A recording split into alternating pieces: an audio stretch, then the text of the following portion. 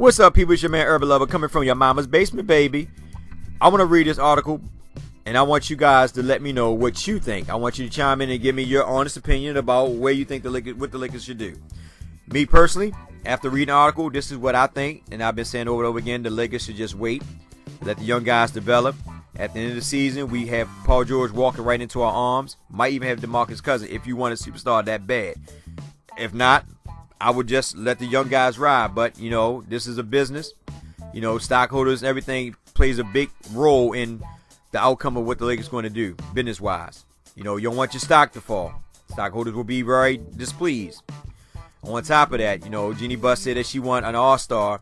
Well, she'll be heartbroken if we don't have an all-star going to next season when the all-star game comes here in L.A. So with that being said, Magic Johnson comes out, states that they're going to try to get an all-star player at the end of the season.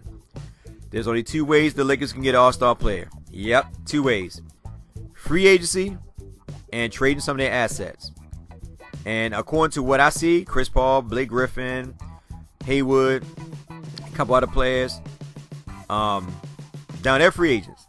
But most likely they're going to probably stay in LA. But you know what? Be honest with you, if they actually lose to the Jazz, some of them could move. Some of them could actually get out of there. But it's kind of stupid. I mean, unless they know for a fact that Paul George is coming here, I can see somebody like Chris Paul moving. I mean, that's the only person I can really see moving, Chris Paul. If Paul George come here, I can see Chris Paul moving. But other than that, the other option is they trade away some of their players, which I personally do not want to see. I think that we should wait. Paul George, like I say, he's going to walk right into our arms, so why give all our assets for somebody that's going to be free in another year? You know what I'm saying? At the end of the day, patience is a virtue. Sometimes when you wait, you get better results. When you try to hurry and bandage it up, try to get it to go, sometimes that car just don't go right away. You know what I'm saying? You know the car need a screw. You know, but that screw is basically holding on. You know what I'm saying? And the man tell you, like, listen, that screw, you know, and that screw in that car, it got like another 6 months. After 6 months, you know, hey, you got to, replace it. But you say, it's screwed to 6 months. I want to get that screw now. So instead of, waiting for the 6 months for the mechanic to come fix it for you, instead you do it on your own. Then you ride down the street and the car fall apart. Anyway, I want to read this article and I want you guys to tell me what you think. And, I'm just hoping that we don't let go of our young players. But it is what it is, man, So anyway, this article is from Lakers Nation. It's written by Ryan Ward. And it says, Magic Johnson say Lakers will try to bring in a superstar. All right, Magic Johnson is no stranger to bold statements or simply speaking his mind. That doesn't seem to have changed even with his new position with the Los Angeles Lakers as president of the basketball operation. In an appearance on AM 570 LA Sports with Rogan and Rodney on Monday, Johnson made a comment which could be telling regarding the intentions of the Laker brass heading into the offseason. Magic said the team is going after a superstar, via executive producer of the show, Jason Stewart. And then he tweeted, the Lakers have always had a superstar. That is what we are going to try and bring here. And that's what Magic Johnson basically said, and Jason Stewart retweeted it. All right, the Lakers finished the 2016-17 NBA season with only 26 wins. The team failed to end the playoff drought, which had now lasted 4 years. Although the team saw some promising signs of progress and potential from DeAndre Russell, Brandon Ingram, and Arvikas Zubac, the squad still lacked leadership and a superstar. Fortunately for Magic & Company, the team may have a few opportunities to bring in a superstar caliber player this summer. It is widely known that Paul George and the Indiana Pacers is a possibility for Los Angeles, with the perennial All-Star reportedly interested in signing with the Lakers in 2018. Chicago Bulls star Jimmy Butler might also be a potential target, with talks of the 27-year-old set to be on the trading block this summer.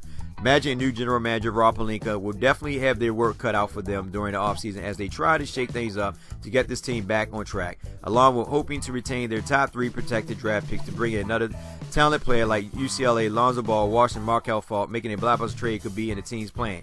Now I'm going to go back to this right here. It said, along with hoping to retain their top 3 protected draft picks, along with hoping to retain their top 3 protected draft pick to bring in another talent player like UCLA Lonzo Ball. All right, now she basically saying hoping that they protect it. Now here's the thing, and I'm gonna get back. I'm gonna finish reading the article. All right, making a blockbuster trade could be in the team plans. Another motivating factor for the Lakers making a move for a star player this summer is the fact that Staples Center will be the venue for the 2018 NBA All-Star Game. Team President Jeanie Buss recently said she'd be heartbroken if the Lakers didn't have an All-Star representative, but that would quickly change with the addition of Butler, George, or a separate acquisition in NBA free agency. Needless to say, the Lakers brass will be active this summer, and Magic may have given a hint in terms of what the team intention may be during the offseason. You guys tell me what you think. I don't even want to talk about it. Well, I'm going to talk just a little bit. 9 times out of 10, I already told you. There's only 2 options the Lakers got. Trade or free agency. Jeanie Buss, she wants an All-Star. She wants an All-Star for the All-Star game. Not so, listen to what I'm saying. I made a video. Not so much about, the Lakers, being a good team again, having a dynasty 5, 6, 7 years down the road, we still winning. She wants an All-Star for the All-Star game. It'd be heartbroken if I don't have an All-Star for the All-Star game. How simple-minded is that? How simple? Now, but keep in mind, we were getting on Jerry Buss. Or Jimmy Buss. Jimmy Buss, Jerry Buss. Jimmy Buss. Whatever. The young Buss. We were getting on him, and we was getting on Cupcake. We getting on them too all these last seasons, saying it was bad moves, this and that. But let's keep in mind, even though we might say they were bad moves, they were bad ownership and all that, they did bring D'Angelo Russell here. They did bring Brandon Ingram in here. They did have Nwaba in the D League, in the development league. They got Ivica Zubac. Let's keep in mind, these guys been pretty good. Larry Nance, Jordan Clarkson. But Jordan Clarkson was a trade from Washington Wizards. Well, got him from the Washington Wizards because that was the Washington Wizards pick. But let's keep in mind, these guys have been really good at getting second rounders. I'm talking about Buss and Cupcake, not Magic and Jeanie. How it plays out this offseason, we don't know. Those 2 guys are not in the office no more. And I really believe that if we'd actually waited and not jumped the gun so quick and allowed them I know a lot of people will go disagree with me, but I think this young core would have been pretty good going into this season coming up. We would get it. Hopefully we'd have got another draft pick. I'm hoping that we still get our draft pick, and we could have moved D'Angelo Russell to the 2, and this guy played a point if we got Lonzo Ball. The Lakers would have been a fun team to watch. Young, fun team. Young, fun, exciting team. But because of our front office, stockholders, you got to think about it. All this is a business, too. It's not really about the All-Star game. It's also about business. You need a superstar here in order to keep the stock rising. No superstar means less stock. Less revenue. Stockholders are going to complain because the money's not going up. So, Jeanie Buss, we got to get an All-Star here, for the All-Star game. They ain't really talk about for the season, the winning traditions, all that. They threw that in there a little bit, but it was mostly about the All-Star game, which to me is just stupid. Forget the All-Star game. We should be thinking about dynasty. We should be thinking about having a team that's going to run for the next 10 years, like how the Lake Show was, Showtime was, from 1979, 80 to 91, 90, whatever, almost a decade. But instead, no, we want to go ahead and just bandage it up and only be able to have a team for only 5 or 6 years and then go right back to square one because we want an All-Star for the All-Star game. So we're going to trade away some of our young assets for somebody that's already in their prime. A couple people that's in their prime. They only got probably no more than 5 or 6 years left if they don't get injured. But you got these young guys got 10 to 12, 13 plus years of opportunity to play in the NBA. And it's going to come back and bite us like it always do. We trade Brandon Ingram. He goes to Indiana. This dude freaking become a freaking superstar. And we sitting back looking like, wow. And PG-13 is on his way out the door. He's about to retire. And this guy just hitting 27. Think about it. Brandon Ingram just hitting 27 and PG-13 is out the door. Then we got to start all the way back over again. This is what happens when you're not patient enough. Let these young guys develop. Take the season right here. Basically, watch them. Watch Luke. Critique them from this season on. Because like I said, this year right here just passed was actually their rookie season for me. Not probably for many fans. 90% of the fan base want the young guys to develop.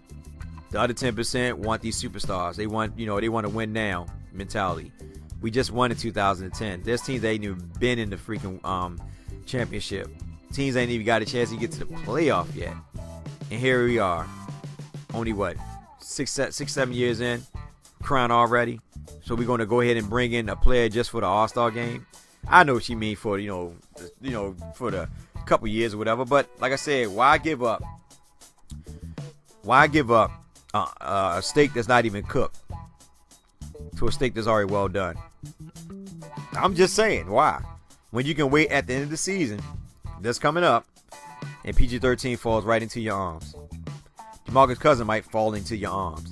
If you want to bring in a bunch of superstars, trust and believe. When PG-13 is ready to come, there will be many superstars that will follow if you want to do it that way.